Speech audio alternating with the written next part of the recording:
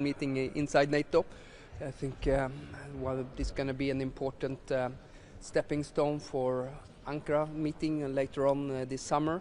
Let me say that Sweden is fully committed to reaching the 5% of in defense investment already by 2030. I also foresee a lot of discussions today in regards to the alliance role and force posture in the Arctic, which is very natural since we're seeing that Russia has been stepping up its activities in the Arctic. Sweden certainly stands ready to contribute to an Arctic century. We are one out of 7 allies who are an Arctic country. We have assets and capabilities that we can bring to the table. In regard to that as well, Sweden is as the framework nation for FLF Finland. We are stepping up activities also when it comes to FLF Finland, and this is something we're doing a very close collaboration together with the host nation Finland. We are also, I foresee that during cold response in March we're going to be having a lot of activities that's also going to speed up the activities of FLF Finland, which is also part of the alliance force posture, so to speak, in the Arctic region. Finally as well, of course, we also look forward to the NATO-Ukraine Council meeting today, and Sweden is also going to be announcing that we're going to do our 3rd Pearl package to the Ukraine. We think that Pearl is important in order to procure defense material from the Americans that we can send to the Ukrainian quickly, especially when it comes to air defense and interceptors for some of the air defense systems that we actually don't produce in Europe. Please, if you have any questions. Well, I think we need to step up activities there due to the Russian activities that we've been seeing growing. We also see China being more present there, predominantly with resource vessels. I think it's good if we think through what role the alliance should play up in the high north, of course with Sweden and Finland now inside the alliance. I think it's natural that our focus also goes up more in the Arctic region. We're also drafting in Sweden a new Arctic strategy in order to be more cognizant and aware of, especially when it comes to situational awareness. I think that the assets and capabilities that we need for the Arctic predominantly are based on situational awareness. It can be space-based assets, or it could be maritime assets or aerial assets. Sweden has already contributed to doing exercises on Greenland with our home guard. Please. No, I think it's natural over time because we've been seeing that Russia has been resettling itself on some of the military infrastructure and facilities that they used during the Cold War. And then us, of course, being an Arctic country, we feel it's very natural for us to contribute. So that is very natural. We've been in very close dialogue also with Denmark in regard to Greenland on that one. Greenland's minister is here today. The first time for a ministerial. Why did it take so long? I know Sweden hasn't been a member for very long. Yeah. Why does it take so long to bring Greenland to the table when Greenland has been the issue? Well, I think that's a matter for Greenland and Denmark to discuss. I can just say that we had a very fruitful meeting a couple of weeks ago in the Nordefco format, where both the Greenlandic foreign minister and, of course, the Danish defense minister was there. This morning, actually, where also all the 5 Nordics are meeting just after I'm done with this doorstep. Last question, please, if any. No. Okay, thank you.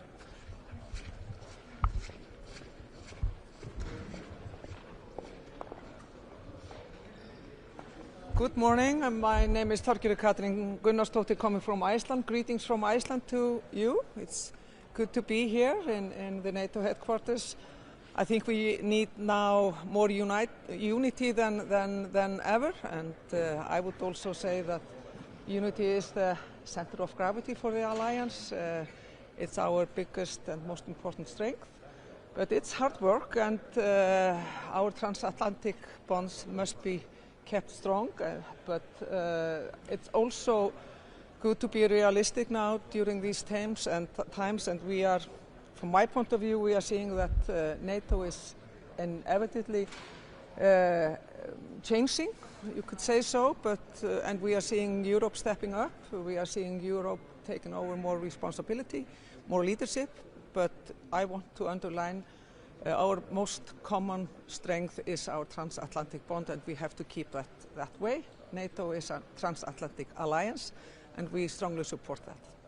Arctic way of keeping that transatlantic alliance strong? Excuse me? Is Arctic Central? Yes, I would say so. Absolutely. And we in Iceland, we have been. I've been a minister for over a year, responsible for foreign affairs and defense, and I've been here in this remarkable house advocating for more focus also on the northern flank, and Arctic Centre is doing exactly that, keeping the alliance strong in the North Atlantic and the Arctic area. Do you think it's enough to satisfy the US administration? I think it's an important signal. We are together in this. We are increasing surveillance and more military exercises there and missions. So yes, absolutely, that's a very strong signal that it's under the NATO umbrella. That is, from my point of view, also very important. That is done from NATO side, and also important for Iceland and security in all this region, important region.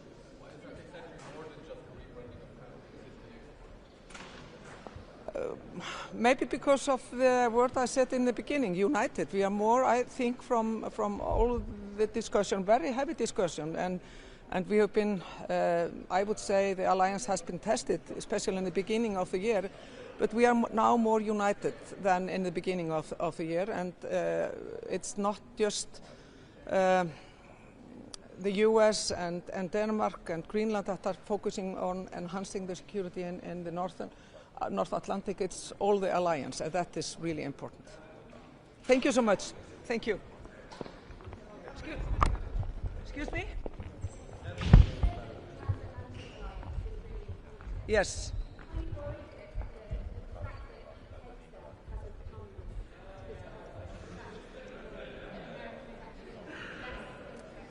No, sadly for him, he is missing a good party, but of course it's always better that the ministers attend here, but I will not describe it as a bad signal. We have, as I said, from the beginning of this year, we have been tested, but I think now the alliance is stronger than in the beginning of the year, and you know, we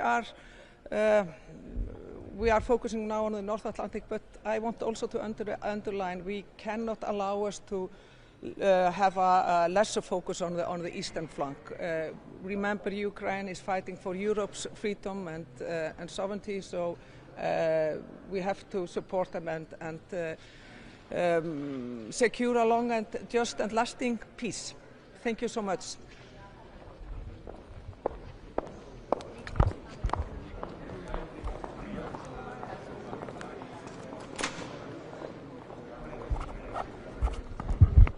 Today it's a special occasion for me because it's my last NATO defense ministers meeting.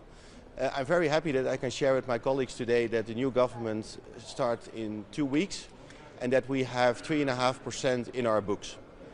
So over the next 10 years our defense budget will grow every year towards 3.5% in 2035. And I think that's very important because then we show that the commitment that we made at the Hague Summit that we are now implementing it with full force. In the meantime, of course, we also keep contributing to our defense and deterrence. Today I can announce that our mission in Romania with the MQ-9 Reapers, that we will extend it with half a year, which is very important for our situational awareness at the eastern flank. And second, we are very active as the Netherlands in the High North. We also participate in the exercise Cold Response at this time. And I think it's very important over the last few weeks that a lot of effort has been made to bring it all under one umbrella, Arctic Century, because we as the Netherlands, but I think many allies, we all share and we all agree that the High North is of strategic importance and that we all should make a contribution to our collective defense there. Finally, of course, we also will talk about support to Ukraine, which is more important than ever.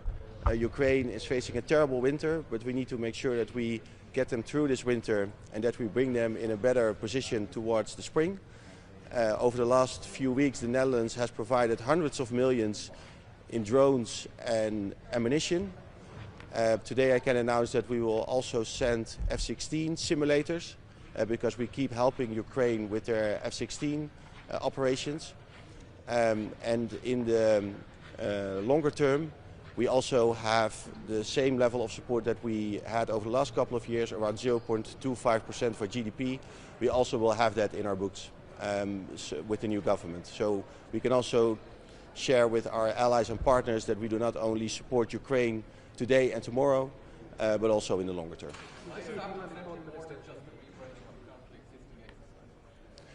Of course, what we are doing right now is that we bring all the different efforts that we do in the High North, which many people are unaware of, we bring it under one umbrella, and I think that is important because we need to do it in a coordinated way. But of course there are also discussions ongoing what we should do in addition to that. And we are working on that. The Netherlands is also involved in those discussions. We are very open to also make further contributions, but of course it takes more time to work that out in more detail. Would you say being the foreign minister?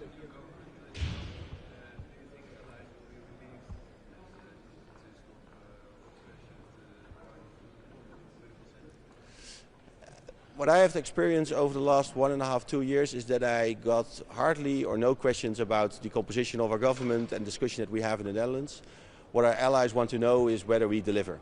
Whether we deliver when it comes to our contributions to NATO and when it comes to our support to Ukraine. And I'm very happy that I can share with the new government that we will keep delivering on the commitments that we made. But it was also true for the last government. So that was the reason why I hardly got those questions.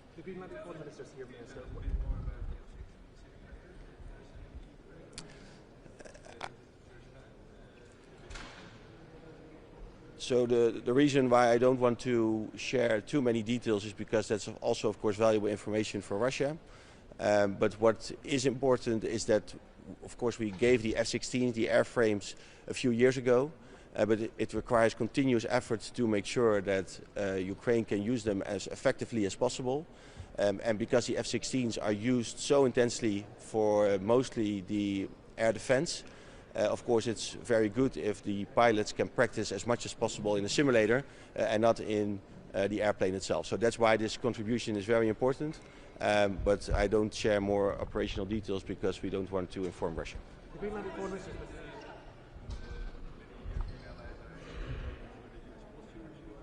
Mm-hmm.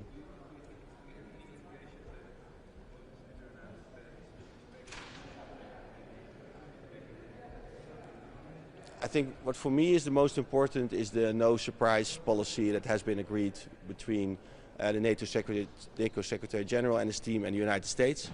We all have seen, of course, the security strategy and defense strategy of the United States. We know their priorities. NATO is one of them, but they want to put more effort in the Western part, the Western Hemisphere as they call it, and the Indo-Pacific. But as long as we do this through an open dialogue and we know what we can expect from each other, I think we can handle that very well. And what I know is that the conversations that are currently taking place are done in a very constructive way. Do you find a question, please?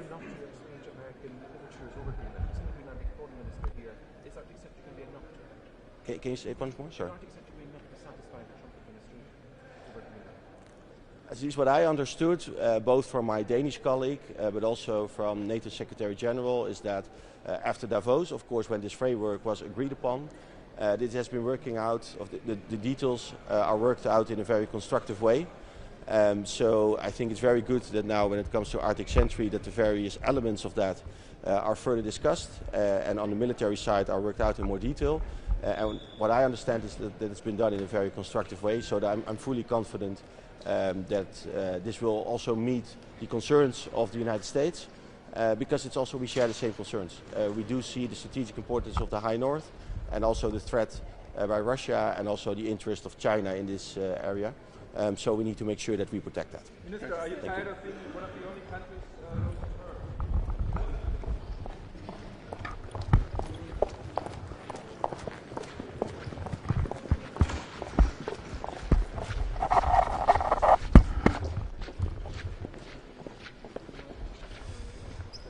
Good morning, I'll keep this brief.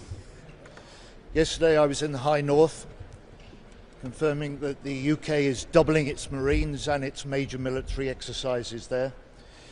This morning I'm here at NATO, confirming that Britain will play a central part in NATO's Arctic security mission, Arctic Sentry, to strengthen security in the region.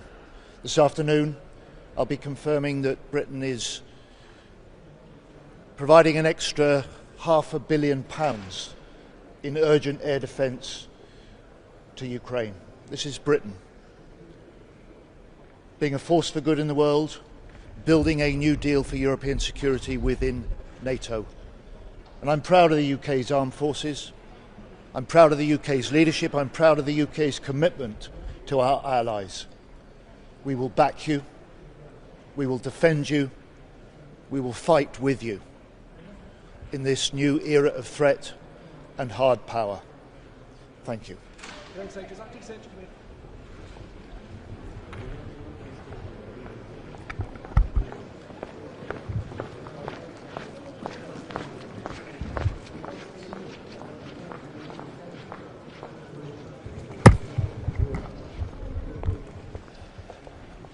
Good morning. It's an early morning and of course a very important day for us. We will have an overview how the situation is with the defense spendings. Estonia has gone already to more than 5% with the core defense spendings starting from January this year.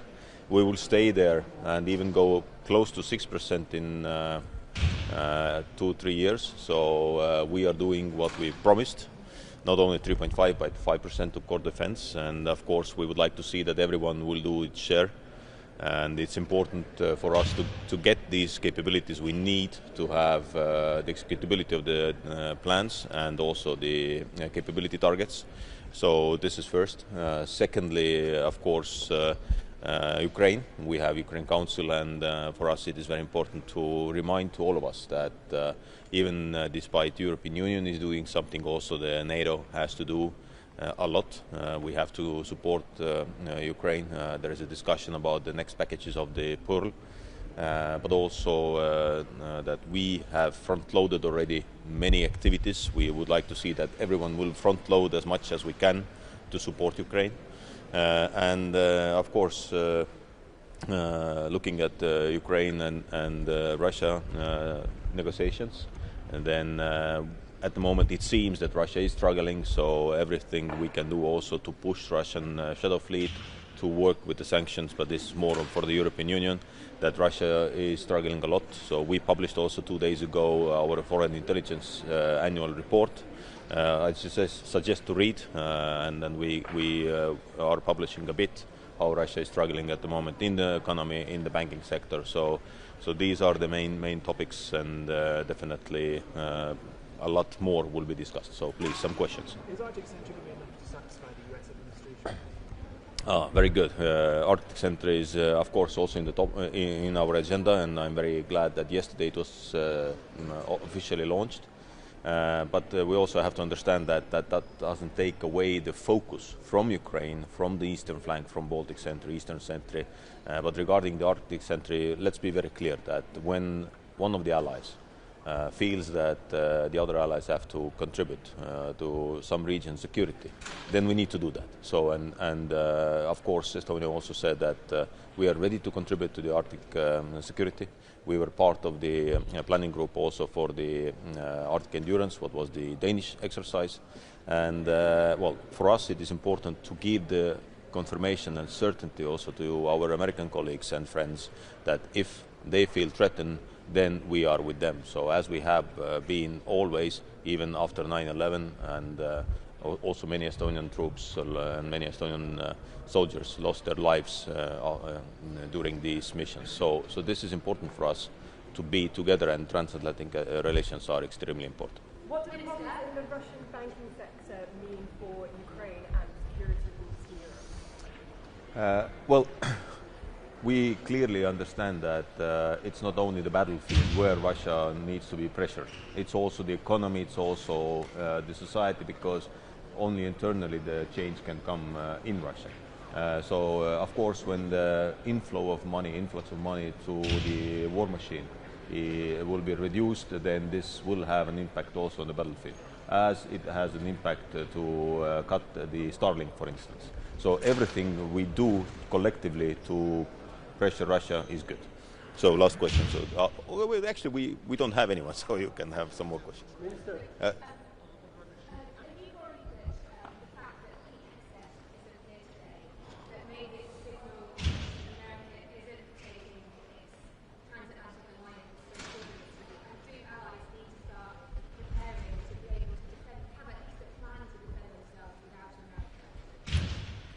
NATO has plans, regional plans. We have capability targets. Each one will do its role. I have not heard from any American politician or military personnel that America for the United States. It is. They have always said that. Personally, to me, Pete has said that many times, also here in the room. So I would not draw a lot of conclusions from one meeting, but I'm very, very confident. And I had a meeting also yesterday with Mark Rutte, and we discussed also that topic, and we both understand very similarly that US is an important ally, and Europe is important for US as US is important for Europe. So last question. So, Minister, your country contributes a lot to Ukraine. Others in NATO don't, like France, for instance, with the program. Aren't you frustrated by these situations? And what is your message to these countries? Yes, Estonia is doing a lot, and we've done that from the very beginning from the war. So we sent the javelins even before the full-scale war started. This helped a lot for Ukrainians to maintain and to keep Kiev. Since then, we've basically contributed at least 0.25. What we have said also from the very beginning, that by calculation, this is the minimum what we have to do. Of course, we've had also different overviews. Now also we have the very good overview about the assistance to Ukraine. Of course, we would like to see that fair share burden sharing is something that everyone understands, that everyone will contribute, because Ukraine's security at the moment is still the important one to have the Europe secure. So I'm not frustrated, but of course I will talk to my colleagues that everybody should do their fair share, and we are all standing for the same thing, which is the free Europe and free Ukraine. Thank you very much.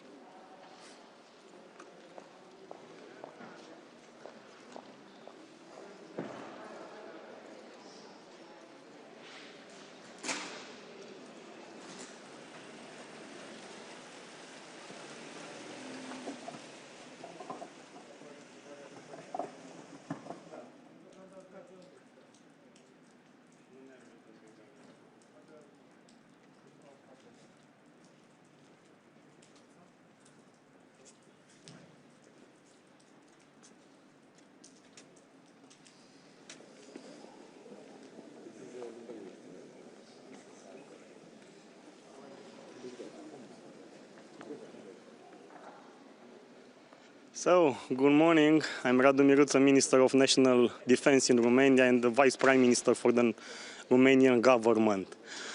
I think that the messages should be very clear. We are here to act. We are not here to wait.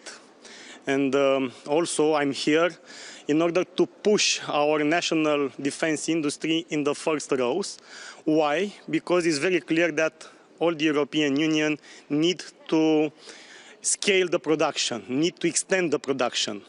And by extending the production, we should and we could do this if we can put in the same room all the capabilities from all the other countries. European Union, the European Commission provided in the meantime some financial instruments, like it is SAFE now, like it was ASAP, but it's very clear that not always only the money can solve the problem, because the main situation and the main constraint is the speed. Speed is the key right now. And in Romania, for example, by using SAFE mechanism, we will bring to life some governmental national companies from the defense industry. And once those companies are brought to life and we introduce some new technology in those companies should contribute and could contribute in some European production chain. And by extending the European production chain, it's very clear that we can extend the production for the entire European Union. Yes, inside the European Union, yes, in collaboration with NATO, yes, in strong relation with the United States, but having in mind one very clear aspect. Europe should be able to protect Europe. What will be your contribution to the Arctic Century? We'll analyze, it was just announced. We are in the same time on the eastern flank, and we are asking for a fair distribution of resources along the eastern flank, We know how the situation was with Russia on our territories, and I think it's very important to protect the entire border, also the north, also the east, and contributing with everything we can in the zones where the situation is more stringent for those countries. So I think it's a good thing that it was announced that North-centric. We will analyze in the next period how we can contribute also into that North-centric, but the hot point on our side is the eastern flank, but the entire eastern flank from the Baltic Sea to the Black Sea. Do you have any indications that it could cost capabilities to Eastern Sentry? No, I do not have some information for the moment. Thank you. Thank you. Thank you, sir.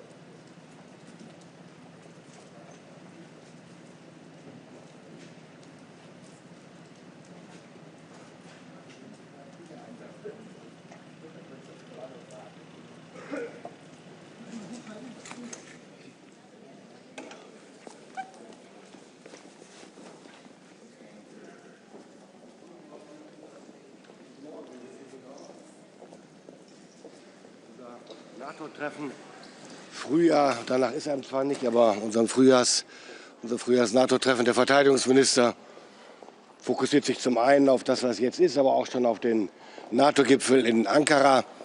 Und die NATO-Länder haben in den letzten 1,5 Jahren deutlich nachgelegt, gerade die Europäer, was ihre Rüstungs- und Verteidigungsausgaben angeht.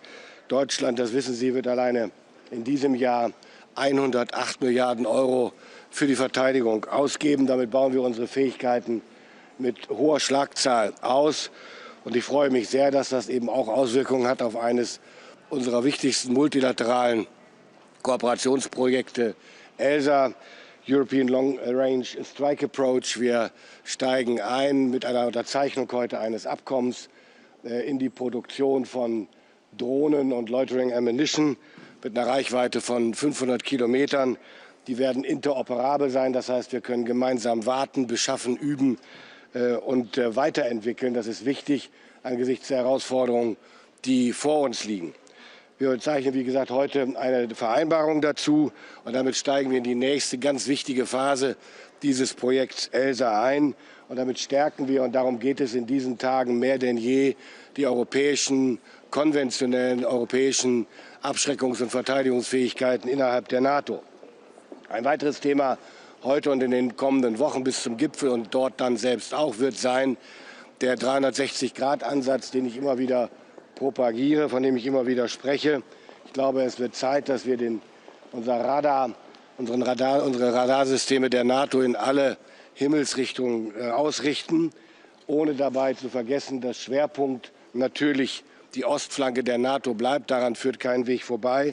Aber klar muss eben auch sein, Russland ist in vielen Teilen der Welt unterwegs und Russland sucht die Konfrontation eben auch in anderen Regionen, so wie zum Beispiel in der in den letzten Wochen aus bekannten Gründen zu Recht immer wieder im Gespräch befindlichen Arktis.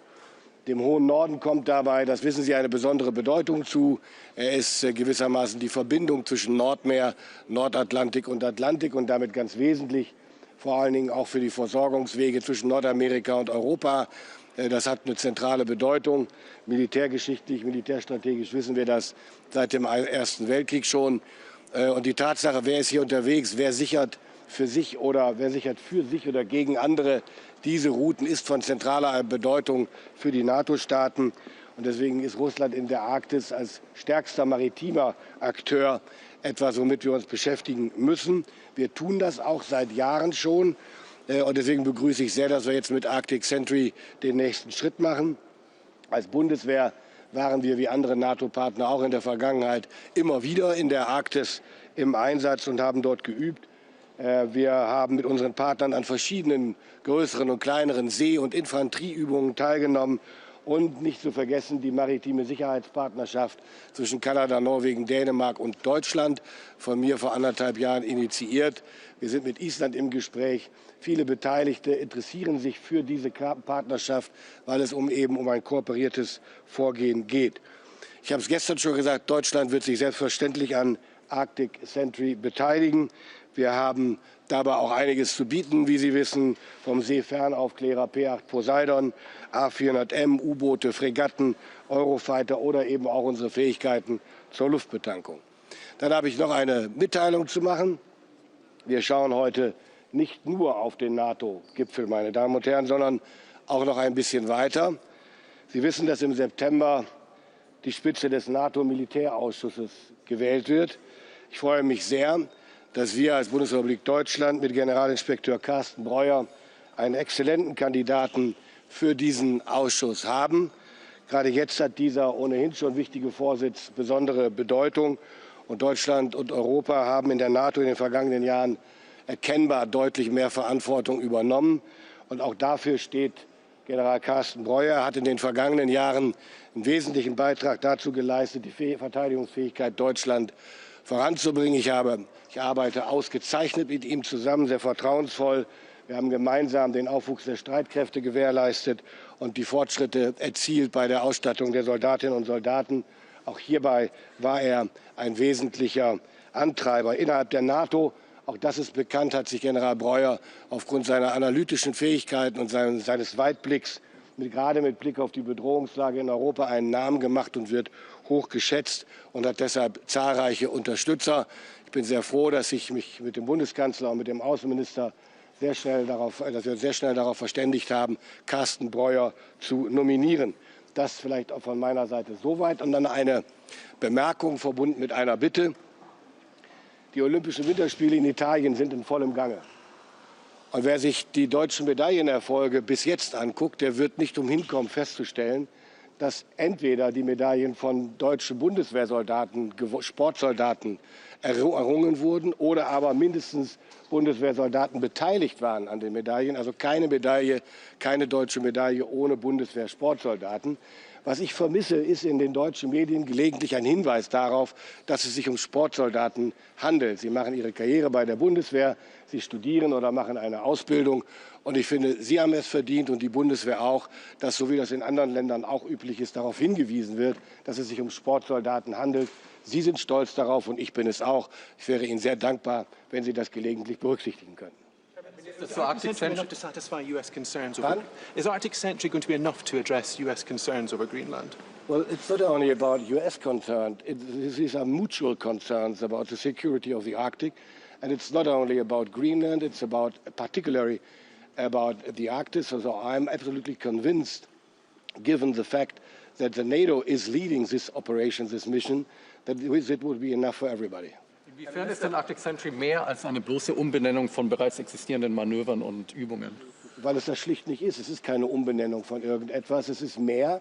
Mehr Partner beteiligen sich. Und das ist gut so. Ich habe vor 2 Jahren, als ich in Norwegen war, schon auf die Bedeutung der Arktis für uns als NATO, aber auch als Europäer hingewiesen. Von daher ist es folgerichtig jetzt, dass die NATO das tut. Und ich freue mich sehr darüber, dass sich so viele daran beteiligen. Halten Sie den Konflikt mit Grönland jetzt mehr oder weniger entschärft? Ja. Herr Minister, die Umstrukturierung der NATO vergrößert den europäischen Einfluss auch bei den Sternen, bei den Generalssternen. Was bedeutet das für Deutschland? Was ist da Deutschlands Rolle und was kostet das Deutschland? Die Frage nach dem, was es kostet, interessiert mich eigentlich, wenn ich ehrlich bin, am wenigsten, weil wir hier über Notwendigkeiten reden, unsere Rolle in der NATO sichtbar zu machen. Das ist auch Wille der NATO-Partner. Deutschland ist die größte Volkswirtschaft in Europa und der größte NATO-Partner eben in Europa auch. Von daher ist es folgerichtig, dass in dem Maße, in dem sich amerikanische Streitkräfte aus bestimmten Kommandostrukturen zurückziehen und diese quasi an die Europäer gehen, dass dann eben auch Deutschland seinen Part spielt. Und das tun wir in Abstimmung mit den Partnern. Minister,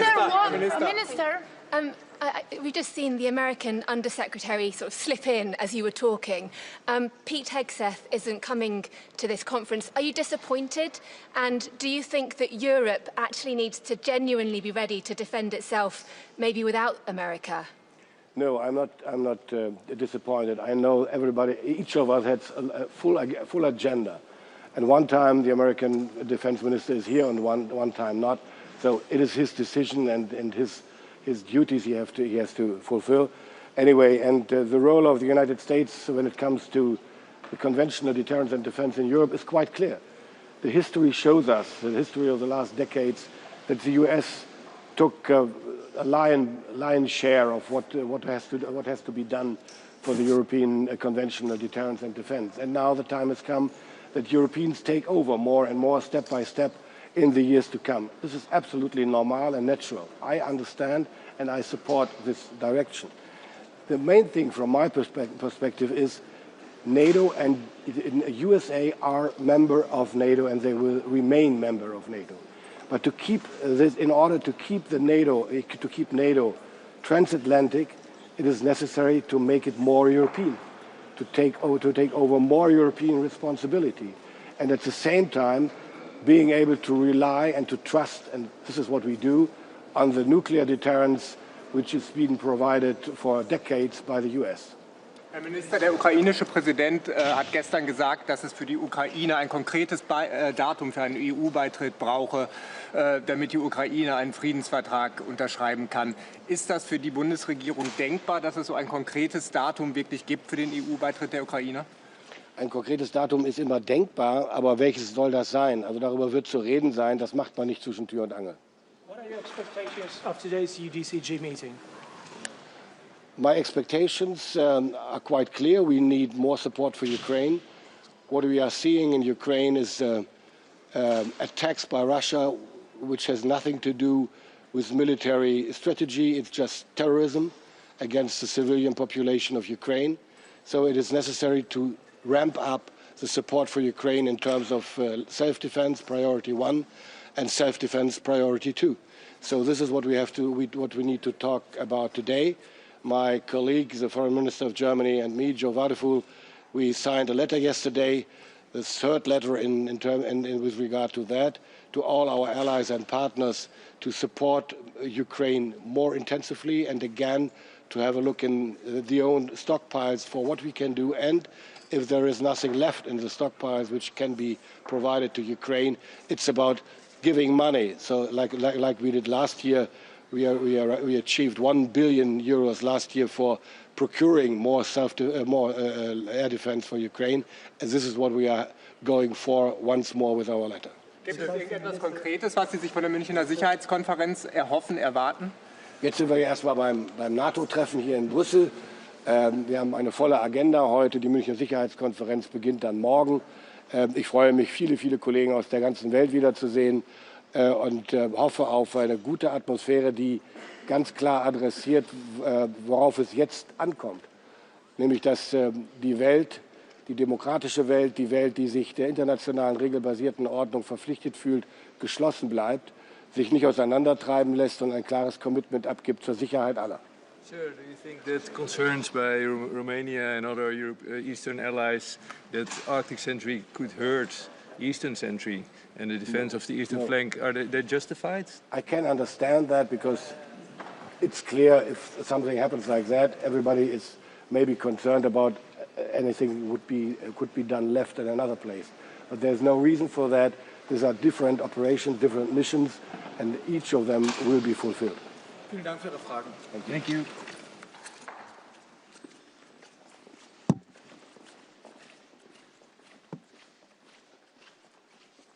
Good morning, ladies and gentlemen. Lithuanian Minister of National Defense, Mr. Robertas Kaunas. Good morning, everyone. As Lithuania's defense minister, I want to be clear. NATO has had too many wake-up calls. Lithuania leads by example. We invest 5.38% of GDP to our core military needs, the highest level in all NATO countries, because there are no alternatives. We invest not because we want war. We invest because we want peace, and peace requires real military capacities. I encourage all NATO countries to meet 5% of GDP next year. Putin will not stop by itself. He must be stopped, and he understands only language of strength. Thank you. Thank you very much. Yes.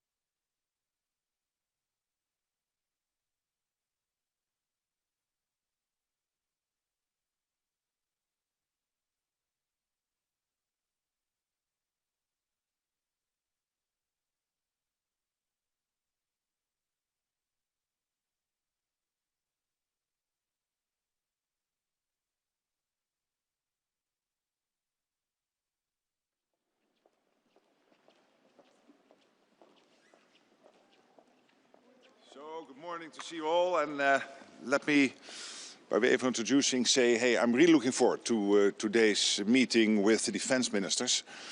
It will be very much about the implementation of what we decided in The Hague, ramping up Canada and Europe when it comes to defense spending, across the alliance, making sure that the defense industrial base is producing the output we need to be able to deter and defend ourselves.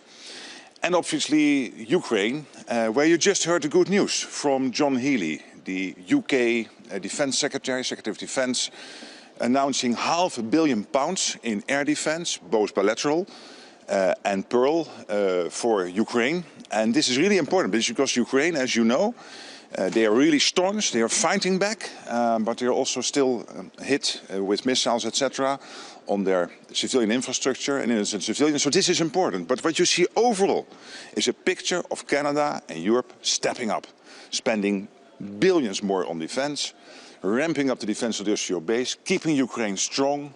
So I think this is very important. We will take stock today and then chart out the course towards our summit in The Hague. So I take a few questions because we will see each other later today at the press conference. Sir. Secretary General, there's Arctic Sentry, Baltic Sentry, Eastern Sentry, Steadfast Dart. Norway is doing a cold response. Has there ever been so many NATO exercises planned in such a precise period of time as we're seeing right now? Well, thank you for that question, because I'm not sure it is more than, let's say, 10 or 20 years ago, but it clearly shows you that the threat is there. The long-term Russian threat is there. And we should not be naive, by the way, about China. And when it comes to the Arctic, it is not only Russia. It is also China. We know that sea lanes are opening up, so we have to defend the Arctic and bring together all these various initiatives. And then charting a way ahead, making sure that we identify the gaps which are there, and then making sure that we can fill the gaps, and taking into account all the latest technologies through our Allied Command transformation. There's exactly evidence that NATO as a whole, the US, Canada, the European allies, are working hand in hand together to make sure that we defend every inch of NATO territory. Yes, sir.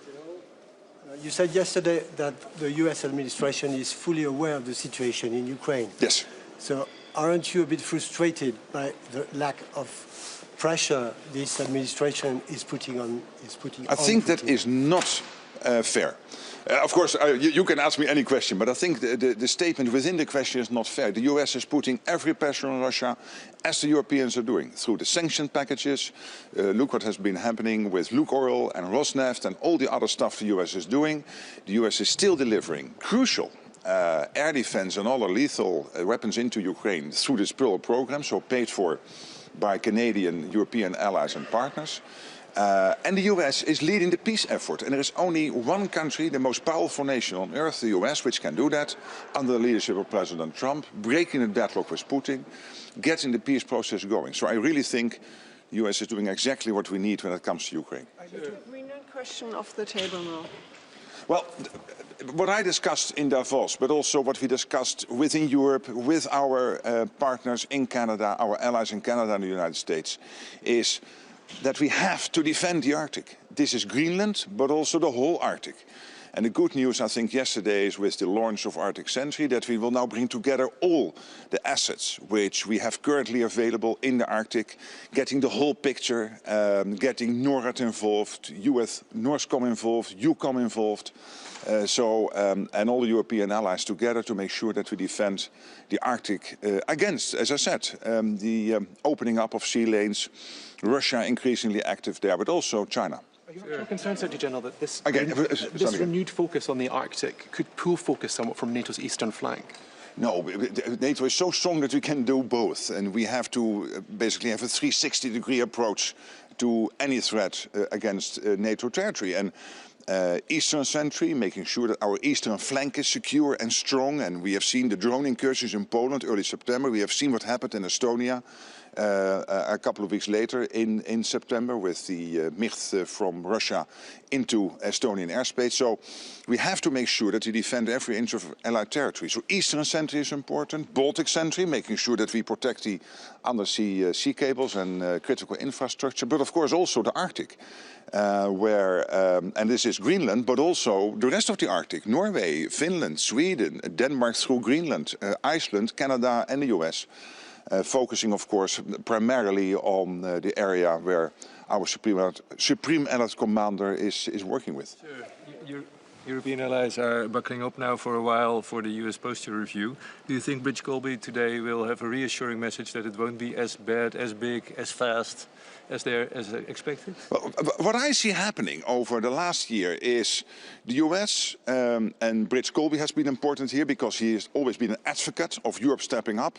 The US leadership team under the leadership of President Trump and Secretary Hagsett, Secretary Rubio, indeed also Under Secretary Colby, they have always consistently pleaded for Europe doing more, Canada doing more, taking more care of the defense of NATO territory, of course in conjunction with the United States. And I predict that longer term you will see, of course, the nuclear umbrella as the ultimate guarantor of our security here in Europe and Canada, but also a strong conventional presence of the US here in Europe, which is crucial. We all know this. And NATO is not only there to protect Europe and Canada, it's also there to protect the United States. And for the United States to be secure, you need a strong and secure Arctic, a secure Europe, but also a secure Atlantic. So we are in this together. This is how this alliance was founded 77 years ago in 1949. Final question, and then we'll see each other at the... Are you expecting tension in the room today between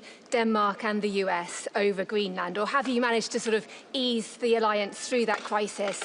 And are you disappointed that Pete Hegseth isn't coming? Is that a signal that the US actually isn't that interested in its transatlantic bond? Well, on the first question, what I'm seeing is that as an alliance, we came together to discuss this threat assessment when it comes to the Arctic, which is, yes, Greenland, but also the whole of the Arctic area. So including our new members, our new allies from Sweden and Finland, who bring a lot of experience when it comes to this. Take Norway, which has been in the alliance for so long, I think from the start, if I'm right. But Norway bringing this incredible experience and knowledge when it comes to the protection of the high north. I know this because Dutch Marines have always been training there. So not personally having that knowledge, but my brother and knowing my friends who were training there in cold weather conditions. So we have that collective experience in NATO that we have to defend the Arctic. This is what the Greenland discussion was about, but also the wider Arctic discussion is about. And I think with Arctic Sentry and the trilateral talks ongoing between Greenland, Denmark and the United States, this is all important to make sure that we prevent Russia and China from getting access, but also to protect the whole region. And when it comes to Secretary Hagsett, I mean, I'm in regular contact with him and all the senior officials in the United States. Of course, the American president, #1, the overall leader of the US, but also his whole foreign leadership and defense Secretary of War leadership team. But hey, they have to take care of the whole world. This is the United States. NATO is very important, but there is also the Western Hemisphere. There's also the Indo-Pacific. I totally accept it, agree with it. And I had dinner last night with Bridge Colby. I think he has been a consistent voice of, hey, Europe, do more. Because as a United States, we also have to pivot more towards the Indo-Pacific. Let's make sure that collectively we keep Europe strong and Canada and the United States, so NATO territory. But also make sure that we keep our eyes on the Indo-Pacific and not be naive about China. So having him today in the room, I think is really having added value. So I'm happy he is here. I totally accept Pete Hegseth also having to take care of all these other responsibilities. Thank you so much, and we will see each other later today at the presser around 3 o'clock. Yes. Thanks. Bye.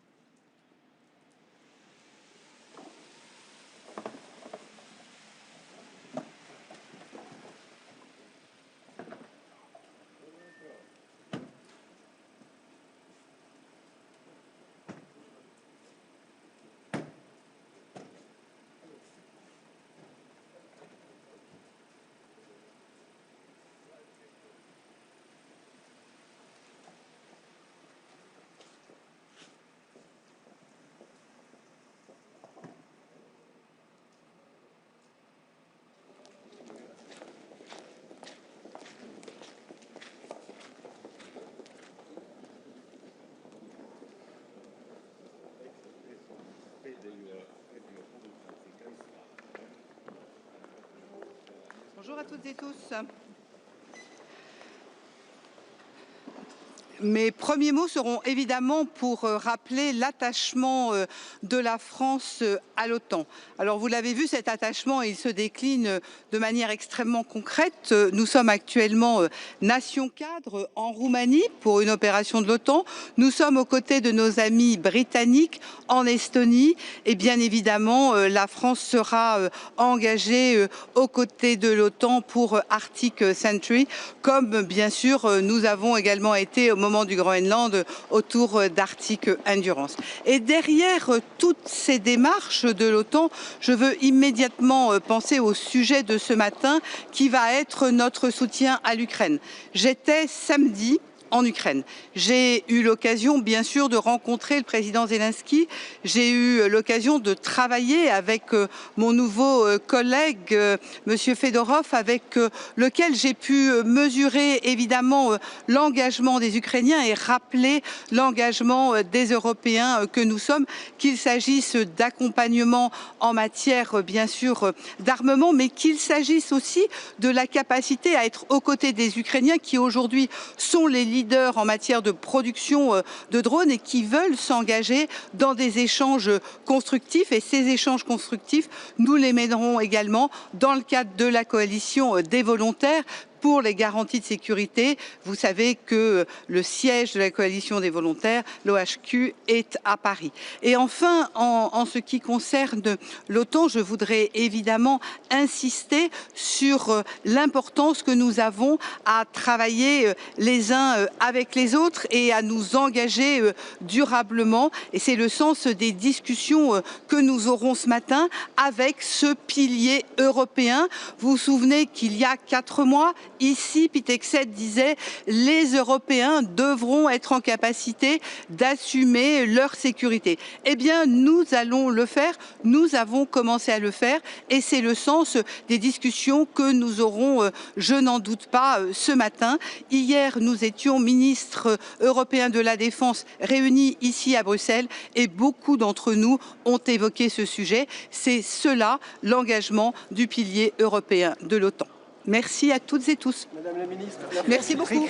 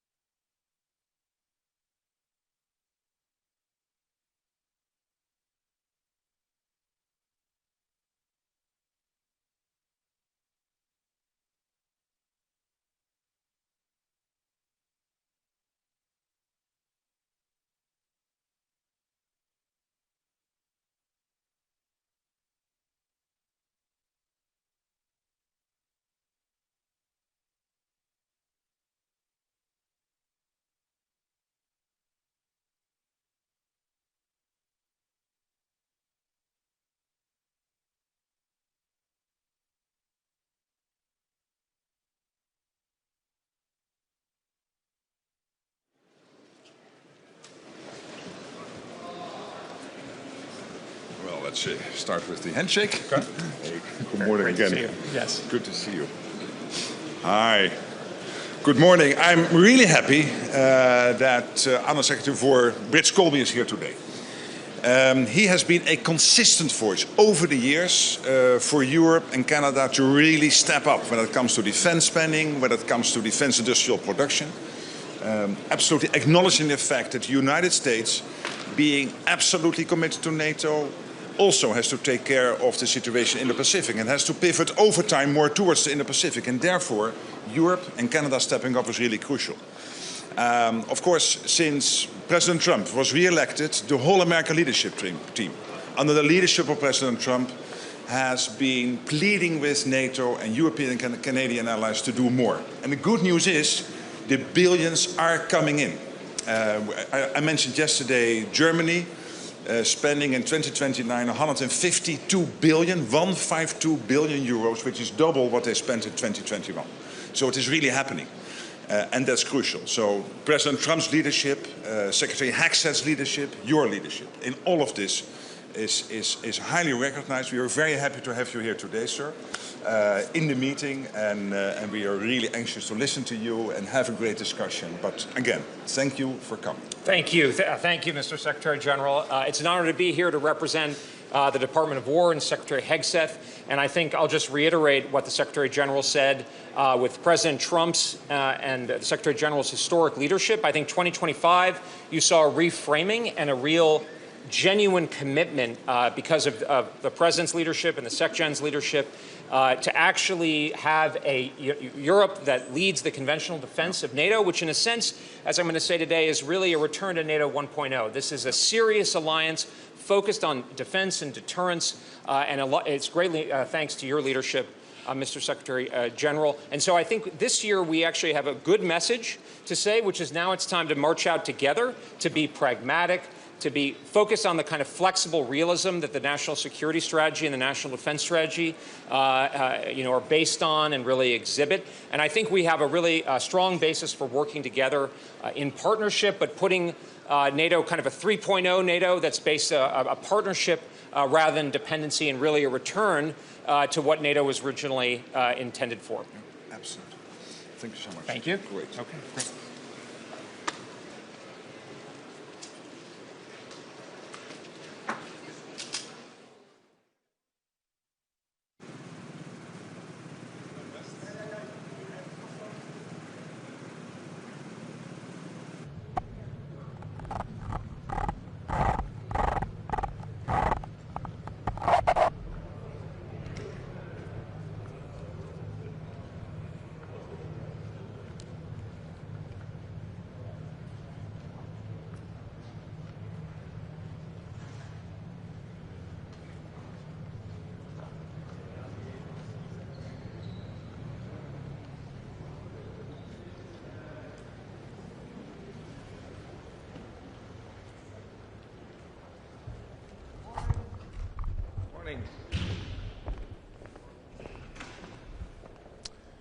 Morning. I'm very, very happy to be here. Belgium supporting Arctic Sentry. It's a very good day that we're making in a NATO operation out of it, another European operation. I think it's good that we work together and that we stop having some food fights over the Atlantic. It's better to work together, so it's a good day for NATO that we launched today Arctic Sentry. And Belgium is always ready to help and to also collaborate on this operation. So good thing. On the forward mobility enablement, Belgium will take its lead as a host nation. With Antwerp, Bruges, Zeebrugge, we have one of the biggest ports of Europe, so it's very important that we help NATO, help American, British, Canadian troops to also get that forward mobility at the right time, at the right place, at the east frontier of the NATO territory. So also on forward mobility and enablement, Belgium will take the lead together with the Netherlands and Germany. So that's also something that is going really fast, and that's also positive. Thank you. Different flights across the Atlantic, Minister. Do you think this Arctic Sentry would be enough to satisfy the US? Yeah, it has been concluded with the US. So.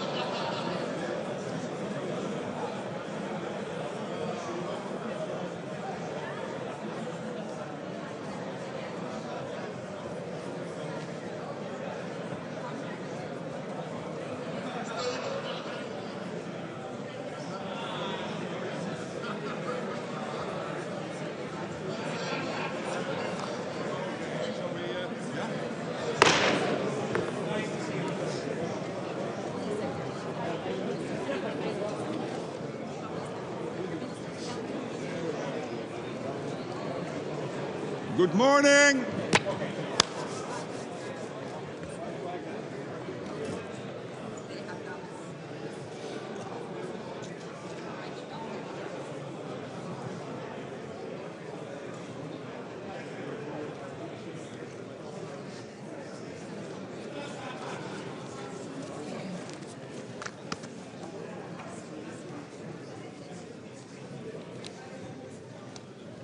Good morning, all of you, and welcome to this meeting of NATO defense ministers. Today we will address how we are further strengthening and adapting our deterrence and defense, and of course continuing our support for Ukraine. We are already seeing significant increases in allied defense spending. Investment is up by tens of billions, and we will review progress on the 5% defense investment commitment agreed in The Hague last year. We will discuss enhancing our deterrence and defense posture. That includes integrated air and missile defense, strengthening our command and control, improving our readiness, as well as our ability to deploy and sustain forces through host nation support. We will also take stock of our work to enhance the defense industrial base across the alliance, to ensure that our militaries have the capabilities they need to keep our people safe. All this is essential for our shared security across the alliance, from the south to the high north and Arctic, from the east to the west. NATO is always on duty to deter and defend. This is why we have just launched Arctic Sentry, giving Russia's increased military activity and China's growing interest in the high north. We will also discuss our continued support for Ukraine. As the United States continues to drive efforts to bring the war to a just and lasting end, Russia continues to pursue civilian targets, including energy infrastructure.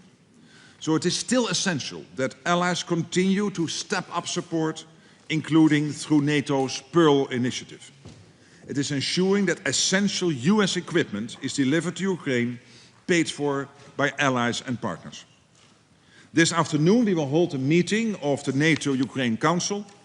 We will be joined by Defense Minister Mikhailo Fedorov, and he will brief us on the situation on the ground and on Ukraine's long-term needs. We will also be joined by the Office of the EU High Representative as we work closely with the European Union on Ukraine and, of course, on so many other issues. Ukraine's security is linked with our own. We must ensure that when this war ends, Russia will never try again to invade Ukraine. This concludes this public part of our meeting. I want to thank the media for joining us, which means could you please leave the room. Thank you.